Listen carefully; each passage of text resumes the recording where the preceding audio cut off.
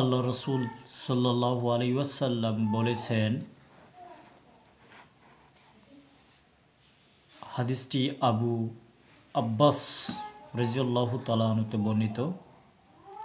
তিনি নবী করিম সাল্লাল্লাহু আলাইহি ওয়াসাল্লাম এর কাছ থেকে বর্ণনা করেন।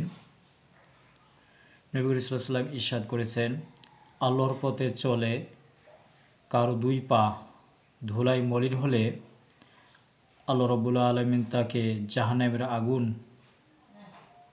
স্পর্শ করাবেন না।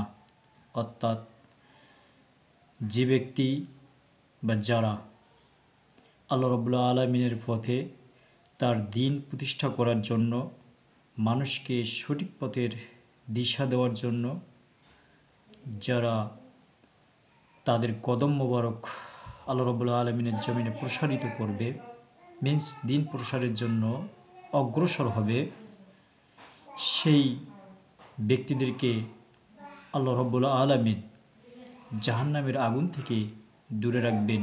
অর্থাৎ তাদেরকে জাহান্নামের আগুন স্পর্শ করতে পারবে না। আমরা এই হাদিস থেকে শিক্ষা নিয়ে মহান আল্লাহ রাব্বুল আলামিনের দিন বা ধর্ম তার জমিনে প্রতিষ্ঠিত করার জন্য সর্বদাই সচেষ্ট থাকি এবং তার ধর্ম প্রচার করে নিবেদিত প্রাণের মাধ্যমে আমরা আল্লাহ রাব্বুল আলামিনের নৈকট্য লাভের হাসিলের জন্য আল্লাহ রাব্বুল আলামিনের ধর্ম প্রচার করি। সকলে বলি আল্লাহুম্মা আমিন।